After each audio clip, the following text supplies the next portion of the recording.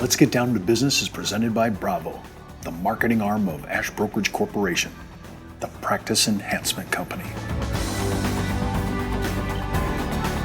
All this week, it's video consumer marketing, and on today's show, how to prospect using advisors on video.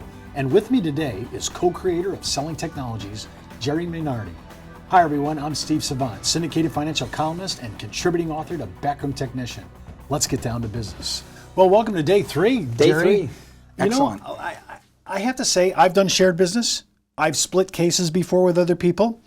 We have to get the right people to sit with us. Maybe they're in expertise. Maybe their area is very good in their consulting. They're really narrow in their niche market. But I have to arrange their schedule, my client's schedule. Everybody has to arrange it, and we have to feel comfortable with one another. What I like about this video is you have, I don't know how many consultants are on this package. How many do you think would you guess? Probably 30. 30 different consultants speaking on a variety of topics. Right. So if I wanted to, I'm actually partnering with another advisor who is an expert in some of these. In fact, one of these guys has been on our show before. You're really framing the ability to have another consultant, another voice, undergird what you're sharing. And I really like the idea. How did you come up with the idea of consulting? Because split business is really a good way to get in front of people. And now you've done it without bringing the other advisor on. Well, it was a natural extension to the Business Killers Family Matters programs, where we have an embedded third party that's corroborating the information about each topic.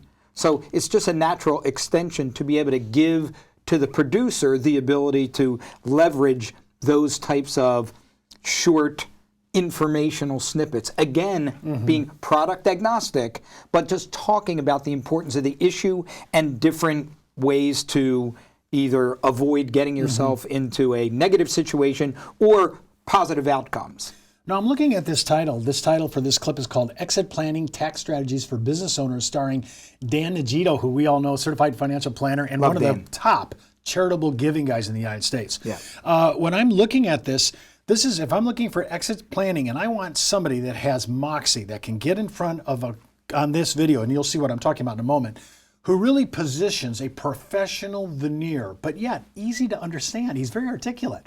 He's not so high up in MBA language that everybody doesn't understand what he's talking about. It's a good video to partner with if you're talking about exit strategies from businesses. Yeah, and I mean, again, when you listen to Dan, he starts out talking about a business owner's silent partner. And, right away, as a business owner, I'm engaged. I want to, tell me more. And so Dan, again, in layman's terms, really lands the plane, if you will, for the business owner. Well, let's watch Dan on exit planning, tax strategies for business owners. And I love this with Dan Nagito. The key for the business owner in his planning process toward an exit strategy is to understand that, first of all, it is a process. If he wants to use his business to furnish his retirement and not lose all of that wealth that he's built, all of that fundamental wealth he's built in that business, lose it to taxes, he's got to start a process today. We have to take a look at where your partner is, because we all have a silent partner. And a silent partner really shows up at 4 or 5 times in our lifetime. First, when you earn income, you pay income tax. We all know what that is. But then if you take some of that income and invest it instead of spending it, you get to pay income tax again on the investment earnings, or dividend tax if you earn dividends. And then if that money has been invested and it grows in your own business, or your business real estate, or any other real estate, or any kind of capital gains, and you sell that property, your silent partner shows up a third time in the form of capital gains tax. And then, God forbid, it happens to all of us, you die, then all that money you've paid tax on along the way, including your business, including your property, including all the stuff you have, you pay estate tax, federal estate tax on the transfer of wealth from your generation to the next generation. Income tax again, capital gain tax, and then estate tax. And if you have money in a qualified retirement account, IRA, 401k, something like that, you'll pay income tax and estate tax on that as well. So Uncle Sam, God bless him, is your partner. And he's your partner your entire lifetime. You earn the money, he takes the money and gives it through Congress to whoever they want to give it to. When we come back from the break, we're going to view another video partner advisor named John Napolitano, CFP and CPA. And if you want to take a free test drive of Selling Technologies marketing system called Amanda, just go out to amandaportal.com and click the Sign Me Up button. We'll be right back, right after the break. Back in the day, life insurance professionals were called field underwriters. Then, carriers trained their field force in the basics of life insurance underwriting. Today, the insurance industry doesn't educate the agent population as they once did. But now you can have the Informed Risk Guide at your fingertips so you can illustrate a reasonable rate class for your life insurance prospects. Just request your copy of the Informed Risk Guide at downtobusiness.ashbrokerage.com. It's free from Ash Brokerage, the practice enhancement company. Well, welcome back, everyone. I'm Steve Savant with Jerry Minardi. And remember, you can watch all our past videos of Let's Get Down to Business, including my weekly consumer show, Steve Savant's Money, the name of the game, right out at ashbrokerage.com.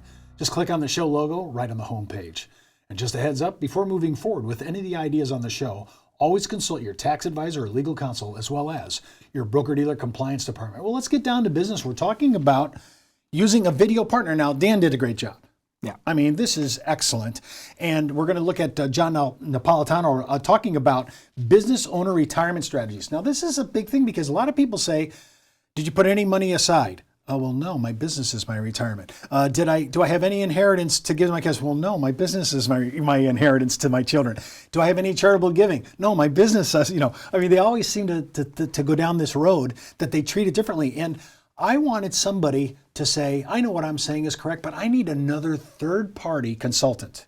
Right. And I always notice when you have credentials like John Napolitano, certified financial planner, CPA, that just adds credence. Well, John has a lot of other a lot of other designations after his name, which just didn't have room to put it on the page. But yes, the whole idea of, once again, it's corroborating third-party, independent information.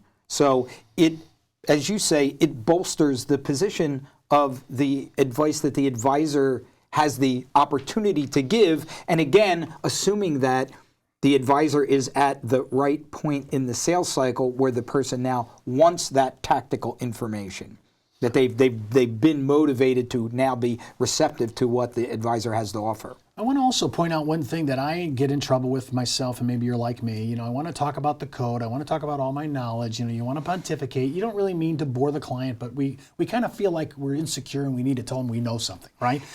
We're looking at a less than 2-minute video by John Napolitano. That video is easy to understand.